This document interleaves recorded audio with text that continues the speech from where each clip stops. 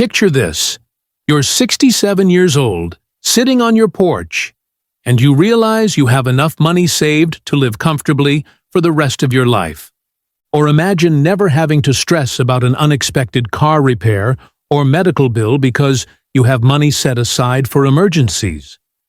What if I told you that achieving financial security isn't about making millions of dollars or having some secret investment strategy? The truth is, it all comes down to understanding 5 simple math formulas that anyone can learn and apply. These aren't complex equations that require a finance degree to understand.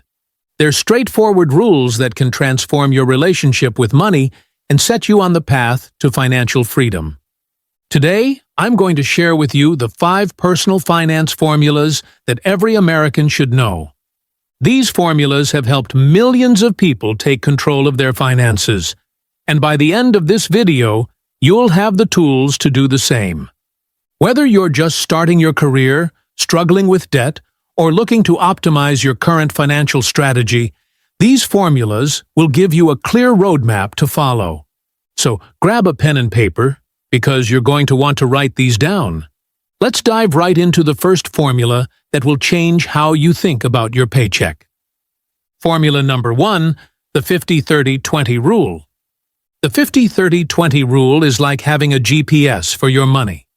It tells you exactly where every dollar should go the moment it hits your bank account. Here's how it works. Take your after-tax income and divide it into 3 buckets. 50% goes to your needs, 30% goes to your wants, and 20% goes to savings and investing. Let's break this down with a real example. Say you bring home $4,000 per month after taxes. That means $2,000 goes toward needs, $1,200 goes toward wants, and $800 goes toward savings and investing. Now, what exactly counts as a need versus a want? Your needs include rent or mortgage payments, utilities, groceries, transportation costs, insurance, and minimum debt payments. These are the expenses you absolutely cannot avoid. Your wants include dining out, entertainment, streaming services, gym memberships, shopping for clothes beyond the basics, and hobbies. These are things that make life enjoyable but aren't essential for survival. The 20% for savings and investing is where the magic happens. This money goes toward building your emergency fund, contributing to your 401k, opening a Roth IRA, or investing in index funds. Here's why this formula is so powerful. It forces you to pay yourself first. Most people save whatever is left over at the end of the month, which is usually nothing. The 50-30-20 rule flips this script and makes saving a priority, not an afterthought. But what if your numbers don't fit this formula perfectly right now? Don't worry, this is a goal to work toward, not a rule you have to follow immediately. If your needs are taking up 70% of your income, start by looking for ways to reduce those expenses or increase your income. Maybe that means finding a roommate to split rent, switching to a cheaper phone plan, or cooking more meals at home. The key is to gradually move toward this 50-30-20 split over time. Formula number 2, emergency fund. Now let's talk about the emergency fund formula, which could be the difference between a minor inconvenience and a financial disaster. The formula is simple. Emergency fund equals 6 times your essential monthly expenses. Notice I said essential expenses, not your total monthly spending. Your emergency fund should cover your absolute necessities: housing, utilities, food, transportation, insurance, and minimum debt payments. Let's say your essential monthly expenses add up to $2,500. Your emergency fund should be $15,000. I know that sounds like a lot, but here's why this number matters. The average American faces a major unexpected expense at least once every 3 years. This could be a job loss, medical emergency, major car repair, or home maintenance issue. Without an emergency fund, people turn to credit cards, which can create a cycle of debt that's hard to escape. But here's the thing. You don't need to save $15,000 overnight. Start with a goal of $1,000, then work your way up to 1 month of expenses, then 3 months, and finally 6 months. Even having $1,000 saved can cover most minor emergencies, like a flat tire or small medical bill. Where should you keep this emergency fund? In a high-yield savings account that you can access quickly, but isn't so convenient that you'll be tempted to spend it on non-emergencies. Some people keep their emergency fund in a different bank from their checking account to create a small barrier to spending it. The key is that this money needs to be liquid, meaning you can get to it fast when you really need it. Don't invest your emergency fund in stocks or other investments that could lose value right when you need the money most. Formula number 3. Credit card utilization. Our third formula could save you thousands of dollars and dramatically improve your credit score. It's called the credit utilization rule, and it states that you should never use more than 30% of your available credit limit. Here's how this works. If you have a credit card with a $1,000 limit, you should never carry a balance higher than $300. If you have multiple cards, this rule applies to each individual card and your total credit across all cards.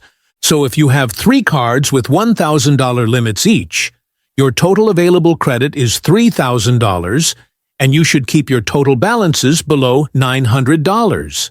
But here's an insider secret. While 30% is the commonly known rule, keeping your utilization below 10% is even better for your credit score. Using our previous example, that would mean keeping balances below $100 per card or $300 total. Why does this matter so much? Credit utilization makes up 30% of your credit score calculation. It's the second most important factor after payment history.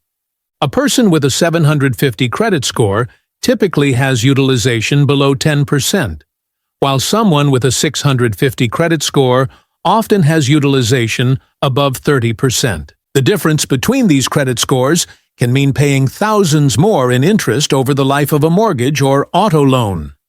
Here's a practical strategy to manage this. Set up account alerts when your balance reaches 20% of your limit.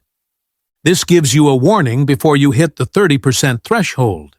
Even better, try to pay off your credit card balances before your statement closes each month.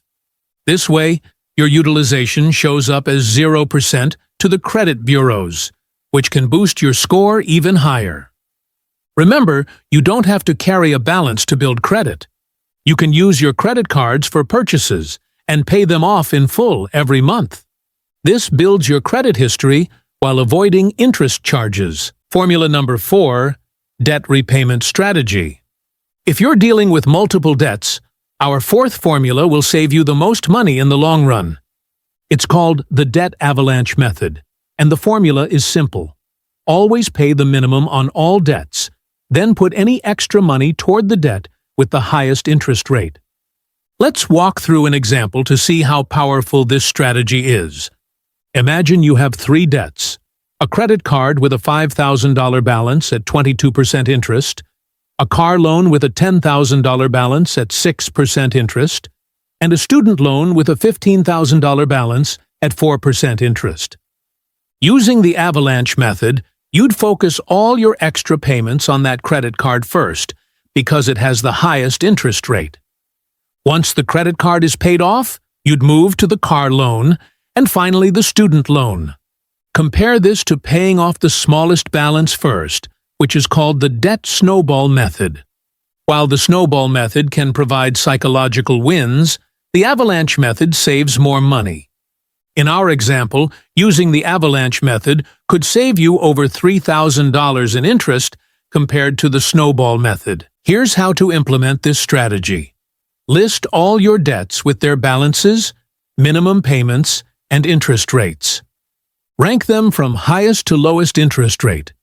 Calculate how much extra you can put toward debt each month beyond the minimum payments. Put all of that extra money toward the highest interest rate debt while making minimum payments on everything else.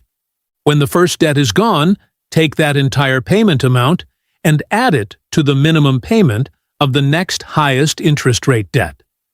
This creates a powerful avalanche effect where your payments get bigger as each debt is eliminated. One important note: this strategy works best when you've stopped adding new debt. If you're still using credit cards for new purchases you can't afford, you need to address that behavior first. Formula number 5. Rule of 72.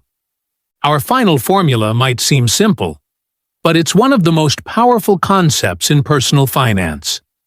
The Rule of 72 helps you understand the magic of compound interest and why starting early with investing is so important. Here's the formula.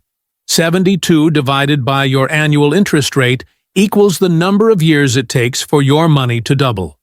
Let's see this in action with some examples. If you're earning 6% annually on your investments, your money will double in 12 years because 72 divided by 6 equals 12. If you're earning 9% annually, your money doubles in 8 years. If you're only earning 2% in a savings account, it takes 36 years for your money to double. This formula shows you why the interest rate on your investments matters so much. The difference between 6% and 9% might seem small, but it means your money doubles 4 years sooner at the higher rate. Over a 40-year career, that difference is enormous. Let's look at a real-world example. Say you invest $10,000 at age 25 and earn 8% annually. Using the Rule of 72, your money doubles every 9 years. At age 34, you'd have $20,000. At age 43, you'd have $40,000. At age 52, you'd have $80,000. At age 61, you'd have $160,000. That single $10,000 investment becomes $160,000 without adding another penny. This is why financial experts always say to start investing early. Time is your most powerful tool when it comes to building wealth. The Rule of 72 also works in reverse to show you the danger of debt. If you have credit card debt at 18% interest, your debt doubles every 4 years if you only make minimum payments. A $5,000 credit card balance becomes $10,000 in 4 years, $20,000 in 8 years, and $40,000 in 12 years. This is why paying off high-interest debt should be a top priority. You can also use the Rule of 72 to set realistic expectations for your investments. Don't fall for get-rich-quick schemes that promise to double your money in a year or two. According to the Rule of 72, that would require earning 36% to 72% annually, which is not sustainable or realistic.